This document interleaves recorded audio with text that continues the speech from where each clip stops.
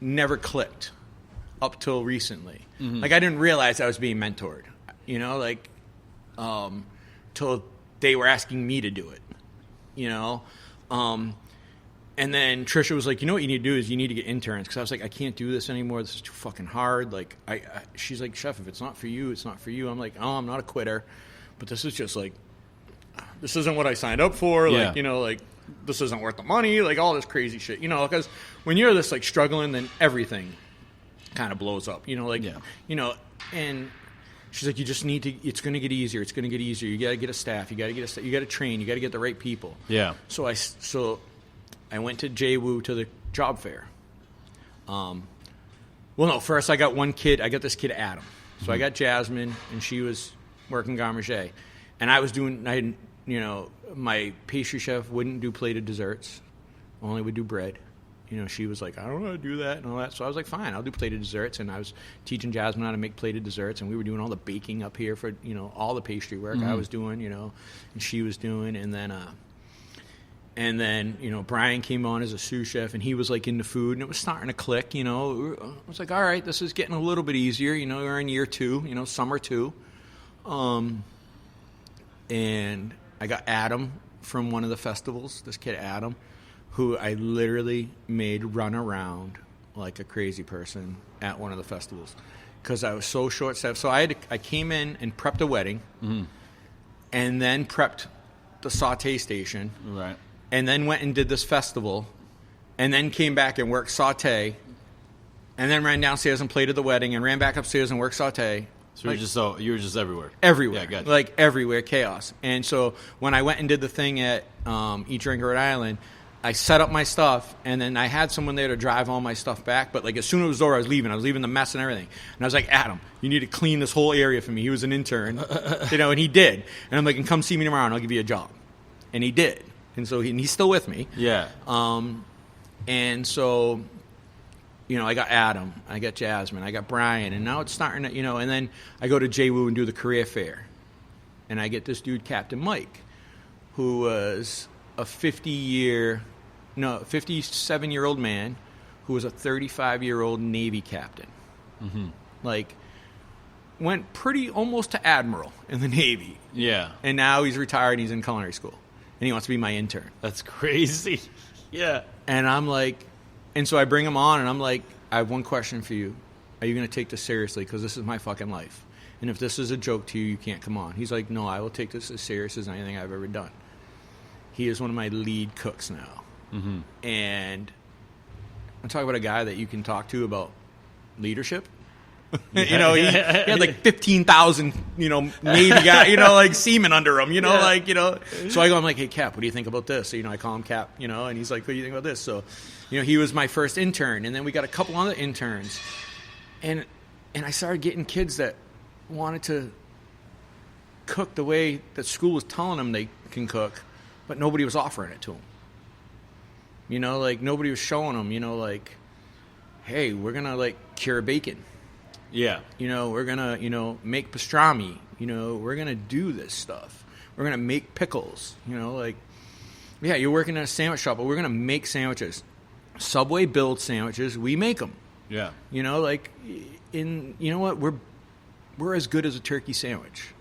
There's nothing wrong with that. You know, there's nothing wrong with an amazing turkey sandwich. No. I was struggling here. I had mentioned to you earlier, you know, fuck Caesar salads. Yeah. But why? There's a reason everybody knows what it is. It's because it's awesome. Yeah. Right? Like, Yeah. Who doesn't know what a Caesar salad is? Yes. You know, like, so why not make it amazing? Why not make an amazing, you know, like I make a, you know, garlic Dijon vinaigrette, you know, so we make a beautiful vinaigrette, unbelievable croutons. The romaine is grown right up the road, you know, so like I didn't even know there was a recall for romaine when that was happening. Like I said to Emily one day, I'm like, babe, can we have Caesar tonight for dinner? She's like, where the hell am I supposed to get romaine? I'm like, fuck you talking about? She's like, don't you know there's a recall? I go, no, Silas grew me, like, I got a half a field of it. Yeah. Because I was so entrenched with this, like, farm-driven restaurant that the rest of the world didn't matter. Yeah. It was really, really cool. You know, like totally, really, you know, submerging myself into this. And I was starting to get kids that were like drinking the Kool-Aid. Yeah. You know, I was weeding out all the shitty cooks. You know, they were quitting or they were getting fired because it was too much work. Mm-hmm. You know, like, what do you mean I can't go have a cigarette break? No. Yeah, fuck a cigarette break during work. Yeah, you know, like I said, you're allowed 2 cigarette breaks. One before you punch in and one when you punch out. Yeah. You know, like, no, I don't smoke. Why the fuck should you go have a cigarette? Yeah. You know, like, what the fuck is that? You know, so no cigarette breaks allowed. And people quit over that. You know, no shift drinks. Well, we're a wine or brewery. Yeah, but people take advantage of that. We're a wine or brewery, so we're not shift drinking. You know, but you got a 30% discount on a 4-pack. Buy a 4-pack and go home. Yeah. You know, like, so it was like that. And I started, any intern that came on that was good, like, you want to stay on as a cook? You know, because I'd get a lot of interns that, like, I just need to do my internship and I'm out of school. Mm-hmm. So I was like, all right, do your internship, and if you're good, I'll give you like a $3 an hour bump, and you become a line cook. Yeah. And I just trained you for 3 months for your spot. Mm-hmm. And the other thing is that we did was we built this internship program where I have 4 kitchens here. You know, I have Bricks or Overlook now, which is an upscale casual. Right. Technique driven, a la carte, you know, everything a la minute. And then we have Taproot Brewery, which is quick serve lunch. You know, there is a little bit of hot holding, you know, like brisket and stuff like that. But it's sandwiches, it's, you know, salads, it's charcuterie, it's, you know, cool small plates. But 600 covers on a Saturday in the summer. But you get to see that element. And then we have events. Mm-hmm. So where we're doing, you know, weddings. We do 50, 60 weddings a year.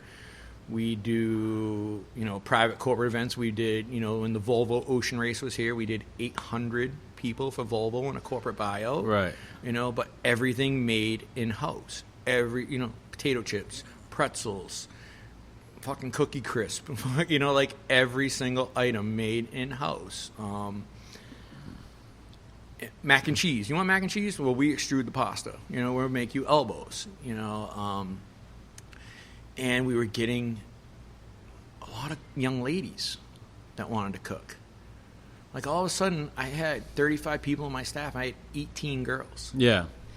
And I was building this army of badass female chefs. Yeah, exactly, you know, like, yeah. And these girls were badasses. You know, like, I got my pastry chef. Colleen, I hired, she was still in school.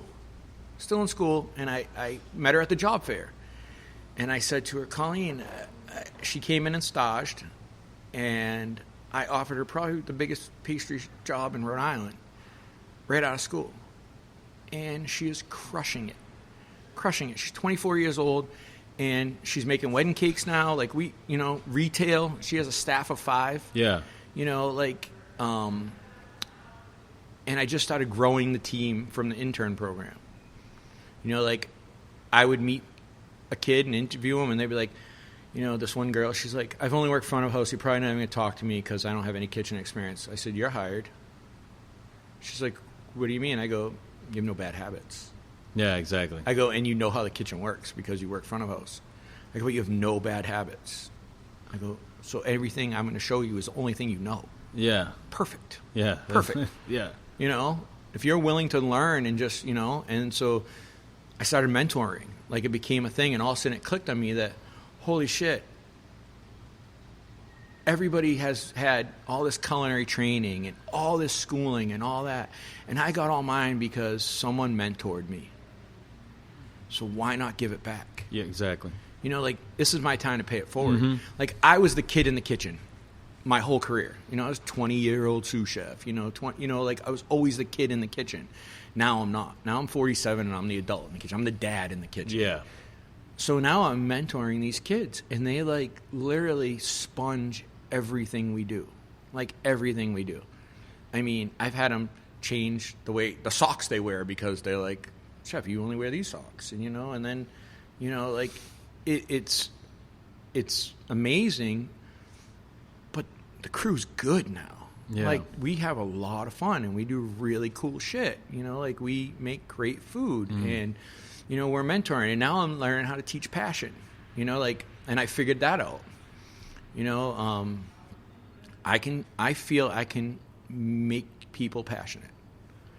And what I tell them is, and I'm going to give everyone the secret right now. All right, here we go. Who's the most important person in your life? Alive or dead? Mama. All right. Imagine if every single thing you cooked was her last meal. Yeah. You would pour your fucking heart and soul into everything. If that was Mama's last meal, every dish you put out, boy, would there be some love in that. Some of the lessons I've learned have been that. Yeah. And what if your mom was eating this? Yep. What if your mom was sitting out there? Yep. And played it like you would for your mom. Yep. Like, This is her. And I took it a step further. I'm like, this is their last. Yeah. You're never going to eat anything again. Yeah. I've seen cooks start crying. Yeah. I'm like, is this your mom's last meal? You know what's funny nowadays? So they just go home and be like, the chef said you're going to die tomorrow. Yeah. You got to be careful of that. Well, and so we're trying to give a little bit of, I don't want to, how I came up and even how you came up was hard. I've seen cooks get slapped. I've seen cooks get burnt by the chef. I've seen cooks, have to stand in the corner for the whole service. Yeah. Shit like that. We don't do that, but you'll work 16 hours. Mm-hmm. We're going to give you all the good hard. Yeah. We're not going to give you the bad hard, but we're going to give you all the good hard. We're going to give you the stuff that's going to, make you, because that's still what it takes. Yeah. It still takes. God bless the guys that say they can do it in, 4 days and 8-hour shifts. And that's awesome. But this is the only way I know how. Yeah. We try to run split shifts, and it's hard. That changeover, things get fucked up. They do. Just grind it out, guys. All right, we're going to do an 8-hour service. Let's just grind it out. We'll do it together. I'm here with you. There's days I run the pass, the whole service still, Mm-hmm. As the executive chef and have 5 sous chefs, I still will get on the pass, every now and again I'll get on the line, but we've got to build something here that is, I think, going to become iconic, I hope. That's what I'm going for, is I want this to be the place cooks want to come work. We started building the program, that's what I call it, the program. With the intern program, the farm program, my phone's gone off 4 times, and it's only farmers texting me the ingredient list. And that's how I purchase. Is I get the ingredient list on Monday of what's available. Then I pull my menu out and go, what can we still do? Yeah. If we can still do some dishes, we do them. If not, we change them. We've gotten into preservation where we put up, think of 1900s New England, but being able to have some modern touches. Mm-hmm. If I'm going to do a dinner and we're going to roast whole haunches of meat, they may get a 30-hour sous vide first, and then they get put over the fire. There's things that we do, we're embracing the classics but using modern techniques. Yeah. The guest doesn't know it. They still think they're getting a burger or they're getting a turkey sandwich, or they don't know the work that 21 days goes into pastrami. Mm-hmm. Or that me and the crew, when I wanted to make pastrami, closed and drove to New York City and sat at Katz's all night long eating pastrami, tipping the guys, trying to figure out how they get that texture. Mm-hmm. I don't give a fuck about the flavor. I'll do that part. That's going to be mine anyways. But how do you get that texture? Yeah. I packed my car and we drove to New York and, stayed till 3:30 in the morning, tipping the cooks, going, wait a minute, so after it's smoked, what happens? And finally getting the answers. Trying to get the story. Yeah, finally getting the answers, and then coming back and doing service, and then we make pastrami. But the thing is but then we go in our bake shop and all right, I want the most beautiful marble roll for this pastrami sandwich, and they execute it. Having that at your fingertips here, and having ownership that lets you expand and lets you create and lets you go. My first year here, we bought bread. We bought bread from Olga's in Providence. It was $12 a loaf. Yeah. And I said to the ownership, if you let me hire a baker and I buy a bread slicer, I can make bread for like $1.50 a loaf, and we'll have it every day. Yeah, exactly. And they were like, go for it, you know. And next thing you know, we have a full bakery, you know, and we're doing